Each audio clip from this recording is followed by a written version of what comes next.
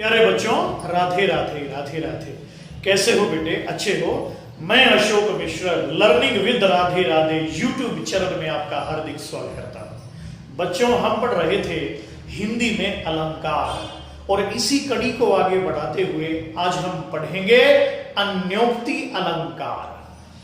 और यदि आपने अब तक अपने YouTube channel learning with Radhe Radhe को सब्सक्राइब नहीं किया है तो जल्दी से इसे सब्सक्राइब करें और बेल आइकन भी दबाइए, जिससे आपको आगे की वीडियोस की नोटिफिकेशन मिलती रहे। राधे राधे। तो चलिए बेटे, टॉपिक में हम प्रवेश करते हैं और ये है आपका टॉपिक अन्योक्ति अलंकार। तो बच्चों ध्यान दीजिएगा, ये क्या होता है? अन्योक्ति जो शब्द है ये दो शब्दों के योग से बना है, अन्य जमा उक्ति है बेटे।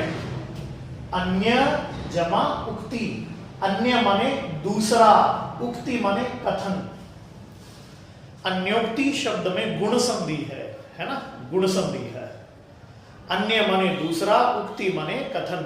जब एक के माध्यम से किसी दूसरे का वर्णन हो तो अन्योक्ति अलंकार होता है। याद रहेगा बेटे? ठीक है ना?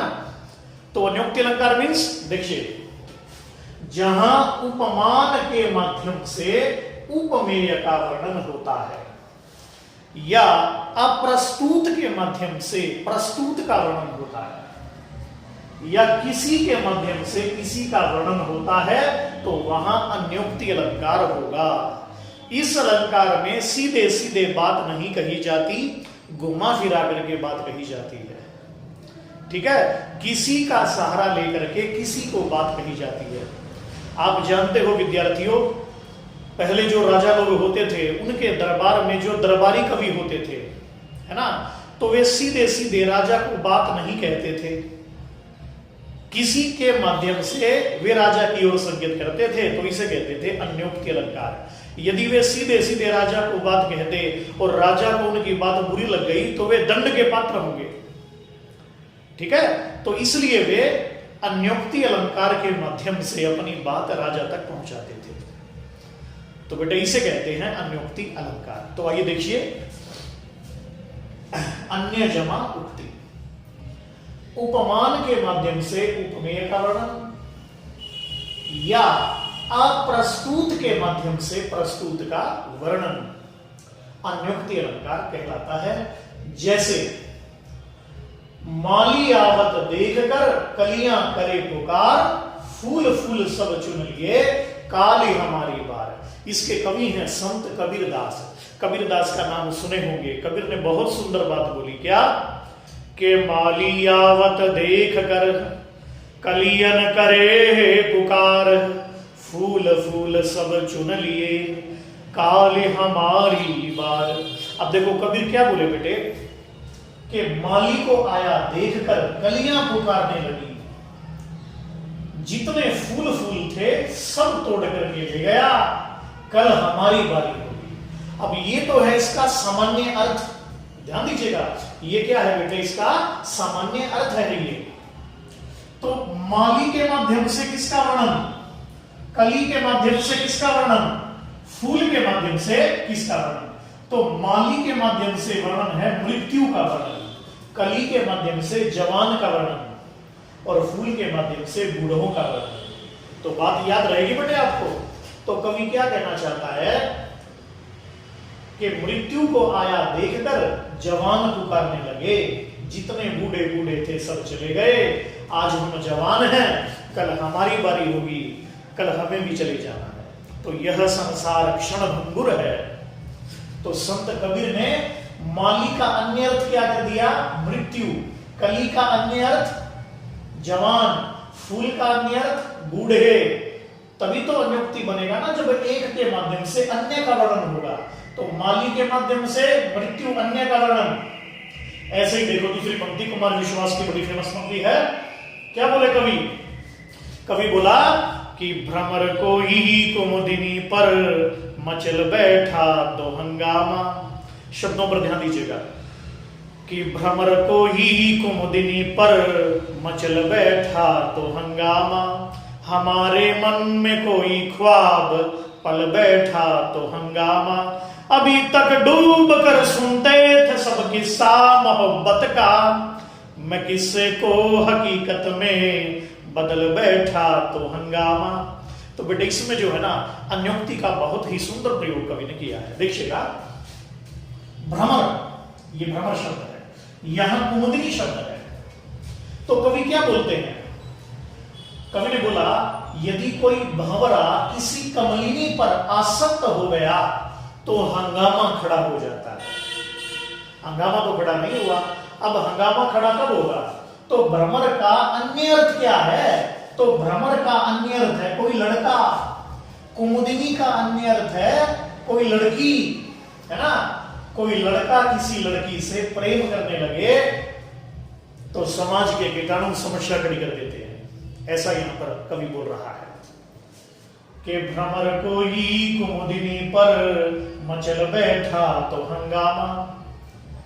भ्रमर माने कोई नायक, कुमुदिनी माने कोई नायिका, भ्रमर माने कोई लवर, कुमुदिनी माने कोई लवरी।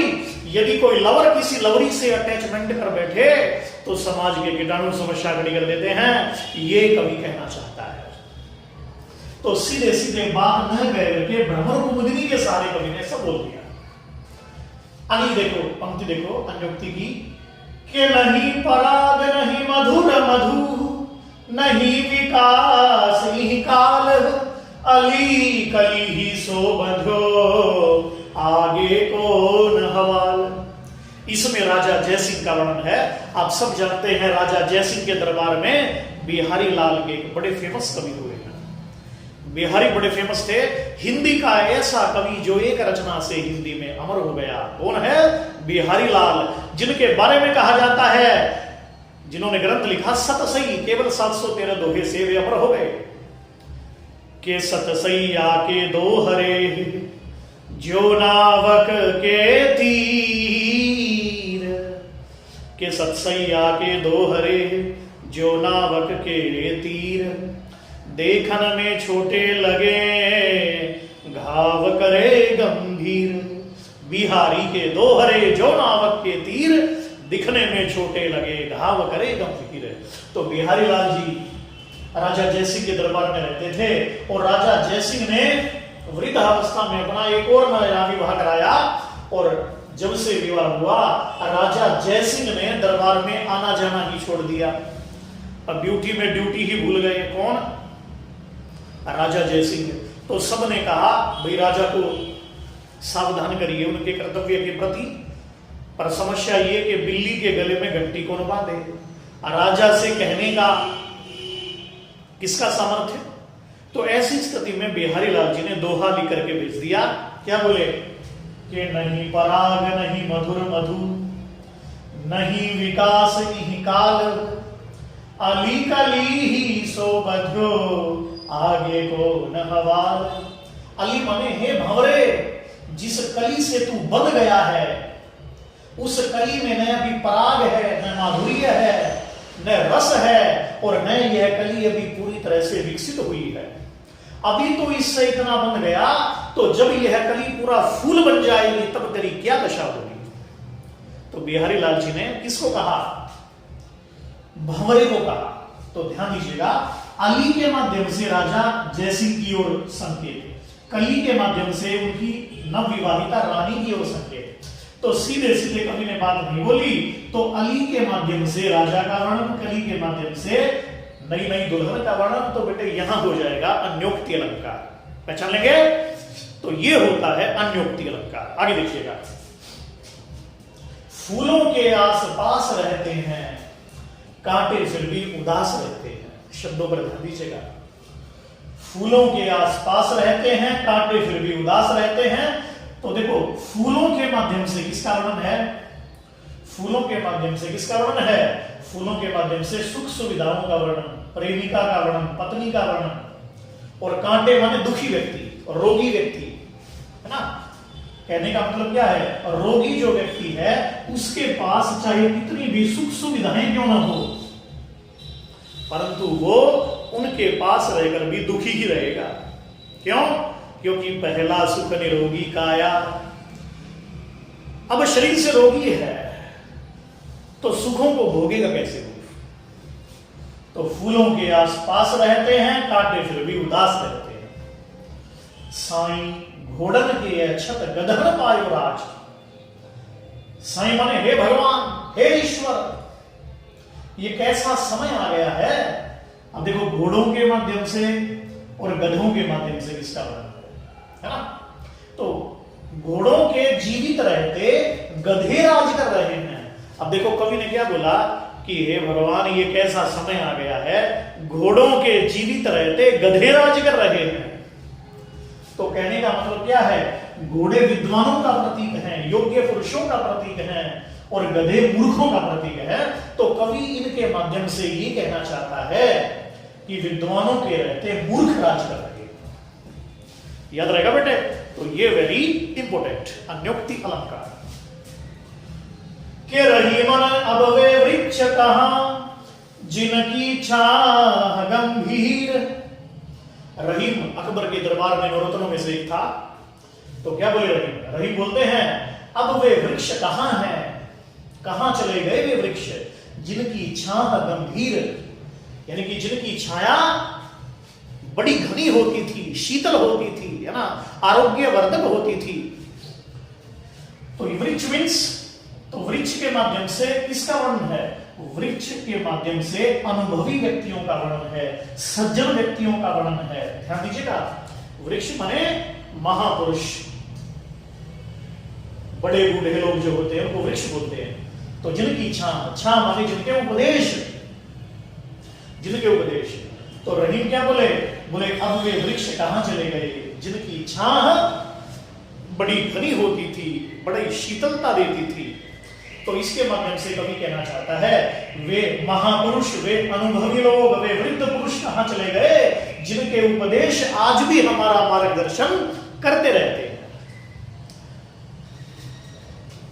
अगली पंक्ति देखिएगा, चाहे सूखा पड़े विश्व में, हंस न पीता गड्ढों का जल। अब देखो, चाहे पूरी दुनिया में सूखा क्यों न पड़ जाए, पर हंस कभी भी गड्ढों का जल नहीं पीता। तो इसके माध्यम से कवि क्या कहना चाहता है? हंस किसका प्रतीक है? तो प्यारे बच्चों, आप सब जानते हैं हंस की एक विशेषता होती है नीर क्षीर विवेकी। हंस दूध और पानी को अलग अलग कर देता है। यदि पानी में दूध मिल गया, दूध में पानी मिल गया, तो हंस के पास ये चातुर्य होता है कि वो दूध निकाल लेता है, जल छोड़ देता है। तो उसका एक नाम है नीर क्षीर विवेकी। तो हंस के माध्यम से किसका वर्णन है? हंस के माध्यम से शब्द ना हंस, तो बेटे हंस के माध्यम से यहां पर महापुरुष का वर्णन है, स्वाभिमानी व्यक्तियों का वर्णन है। हंस माने महापुरुष, हंस माने सज्जन पुरुष, हंस माने भद्र पुरुष, हंस मीन्स स्वाभिमानी पुरुष। सूखा पड़ जाए, कितने भी दुख क्यों न आ जाए, है ना, तो चाहे सूखा पड़े विश्व में, हंस न पीता गड्ढों का जल। इसके माध्यम से कवि कहना चाहता है चाहे दुनिया में कैसे भी कार्य क्यों न हो जाए, अनहोनी भी क्यों न हो जाए, परंतु जो वीर पुरुष होते हैं, महान पुरुष होते हैं, भद्र पुरुष होते हैं, कुलीन पुरुष होते हैं, सज्जन होते हैं, वे कभी भी गड्ढों का जल माने नीच कार्य कभी नहीं करते। गड्ढों का जल माने नीच कार्य कभी नहीं करते। जो वास्तव में महान व्यक्ति होते हैं, कैसी भी मुसीबत क्यों न आ जाए, वे कभी भी नीच कर्म नहीं करेंगे। हंस न पीता गड्ढों का जल, जिन दिन देखे वे कुसुम, गई सुबीती बहार, अब अली रही गुलाब में अपत कटीली डार। अब देखो कितना सुंदर दोहा है। इस दोहे के माध्यम से कवि ने क्या बोला है कि संसार परिवर्तनशील है ना, संसार परिवर्तनशील है। कभी सुख आते हैं, कभी दुख आते हैं। एक ऐसा समय भी होता है जब गुलाब महकते हैं, चारों तरफ गुलाब की मधुरिमा, मधुर सुगंध फैल जाती है, पर एक समय ऐसा भी आता है जब गुलाब के फूल में, देखो गुलाब के फूल में गुलाब थोड़े होते हैं, कांटे ज्यादा होते हैं, पर फिर भी गुलाब की प्रशंसा होती है। ठीक है, तो गुलाब के माध्यम से किसका वर्णन है? गुलाब के माध्यम से परिवर्तन का वर्णन है। समाज में परिवर्तन होते हैं, प्रत्येक व्यक्ति के जीवन में परिवर्तन होता है ना। कभी ऐसा समय भी आता है कि गुलाब खिल जाते हैं जीवन में, और कभी ऐसा भी आता है कि पतझड़ आ जाता है जीवन में। जीवन में अनेक प्रकार के जब सुख आते हैं तो मानो गुलाब खिल गया, और जब दुख आते हैं तो मानो कांटे रह गए। तो बेटे, जिन दिन देखे वे तो समझ गई सुर बीती बहार, अब हरी हरी गुलाब में अपन कहीं मिला। गुलाब जब ढल जाते हैं, जब गुलाब महकते हैं तो सबको अच्छा लगता है, और जब गुलाब झड़ जाते हैं तो केवल कटीली डालियां ही रह जाती हैं, कटीली झाड़ियां ही रह जाती हैं। तो वैसे ही प्रत्येक व्यक्ति के जीवन में ऐसा समय भी आता है जब वो गुलाब की तरह महकता है, सबको अच्छा लगता है, समाज बड़ा प्रेम करता है। और कभी कभी गुलाब जब ढल जाता है तो कांटे ही कांटे रह जाते हैं, तो सब उससे दूर जाने का प्रयास करते हैं। कौन करता है किसी को याद मर जाने के बाद, सूंघता कोई नहीं है फूल मुरझाने के बाद। तो बेटे, यहां पर भी जो है ना अन्योक्ति का बहुत सुंदर कवि ने प्रयोग किया है। अब देखो, इसकी पहचान बता देता हूं। ज्यादातर इसमें क्या मिलेंगे? अली, कली, भ्रमर, कुमुदिनी, ये शब्द जो है ना, ये बेटे ज्यादातर प्रतीकात्मक शब्द होते हैं। अन्योक्ति अलंकार में ज्यादातर प्रतीकों का प्रयोग होता है, जैसे अली आ गया, कली आ गया, भ्रमर आ गया, कुमुदिनी आ गया। तो जहां पर भी आपको ये दिखाई दे, ज्यादातर वहां पर अन्योक्ति अलंकार ही होगा। अब जल्दी से इसका स्क्रीनशॉट लीजिए और वीडियो को अच्छी प्रकार से देखना और कमेंट करना आपको वीडियो कैसा लगा। ठीक है, प्रेम से कहो राधे राधे राधे राधे। अब जल्दी से इसका स्क्रीनशॉट लीजिए। राधे राधे, मिलते हैं आपसे।